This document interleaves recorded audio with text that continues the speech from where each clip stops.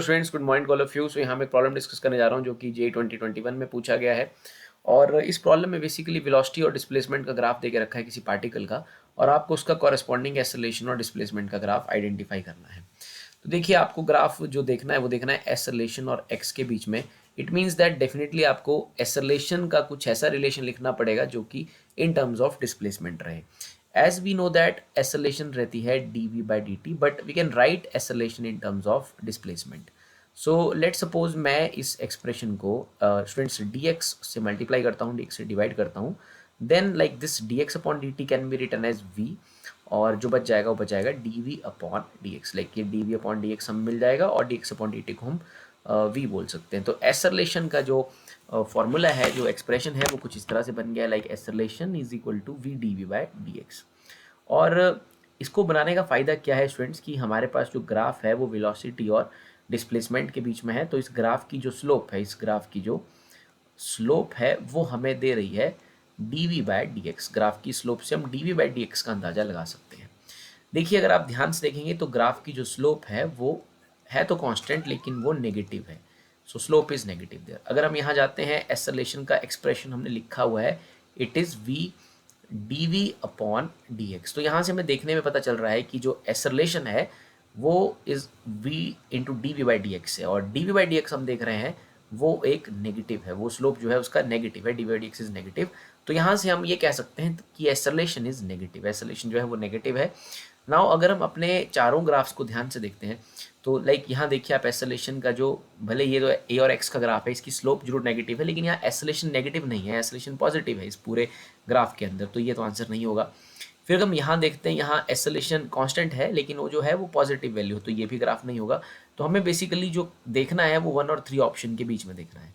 1 option में जो acceleration है वो नेगेटिव है और कांस्टेंट है, और 3 ऑप्शन में जो एक्सेलरेशन है वो बेसिकली चेंज कर रहा है और उस एक्सेलरेशन की जो वैल्यू है वो भी नेगेटिव है। तो मतलब 1 और 3 के बीच में हमें देखना है। और यहाँ से जैसे ही हमने आइडेंटिफाई किया, like acceleration is v dv by dx students, और dv बाय dx इस ग्राफ ने हमें बताया कि dv बाय dx की जो वैल्यू है वो कांस्टेंट है, वो स्लोप जो है नेगेटिव है और पर उसकी वैल्यू क्या है, कांस्टेंट। आप देख सकते हैं इस ग्राफ में v और x का जो ग्राफ का जो स्लोप है वो कांस्टेंट है। सो यहाँ से अगर हम एक्सेलरेशन को फाइंड आउट करने की कोशिश करते हैं, acceleration is simply v dv by dx। This dv by dx is a constant. अगर हम ग्राफ को देखते हैं स्टूडेंट्स, सो जैसे जैसे डिस्प्लेसमेंट आपका बढ़ रहा है वैसे वैसे वेलोसिटी जो है वो घट रही है, वेलोसिटी जो है डिक्रीज कर रहा है डिस्प्लेसमेंट के साथ।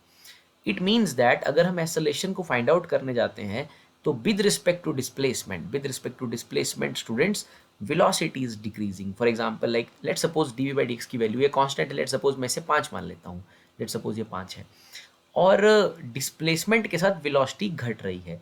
लेट्स सपोज अगर मैं किसी डिस्प्लेसमेंट को कंसीडर करता हूँ और वहाँ पर मेरी वेलोसिटी मान लेते हैं स्टूडेंट्स 2 है, सो 2 5 अपने पास आ जाएगा 10।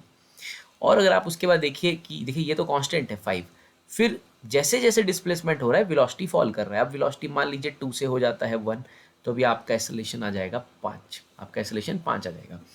इट मीन्स दैट यहाँ पर एक्सेलरेशन जो है वो चेंज कर रहा है डिस्प्लेसमेंट के साथ। अब आप इस ऑप्शन पे जाइए, यहाँ एक्सेलरेशन नेगेटिव जरूर है लेकिन वो कांस्टेंट है, तो इसका मतलब ये भी आंसर नहीं है। इट मीन्स दैट जो आंसर है हमारा वो ये है। तो एक्सेलरेशन नेगेटिव है बट वो धीरे धीरे धीरे धीरे आपका डिस्प्लेसमेंट का एक्सेलरेशन जो है वो जीरो की तरफ बढ़ रहा है। लेट सपोज अगर ये -5 है, फिर ये -4 होगा, फिर ये -3 होगा, -2 होगा और अल्टीमेटली वो जीरो हो जाएगा। तो ये ग्राफ हमें ये बता रहा है कि आपका एक्सेलरेशन जो है वो चेंज कर रहा है, साथ ही में वो कैसा है, नेगेटिव। सो ये हमने इस रिलेशन से इंटरप्रेट किया है, इस तरह से आप सोच सकते हैं। So this C is the answer for this question. Thank you.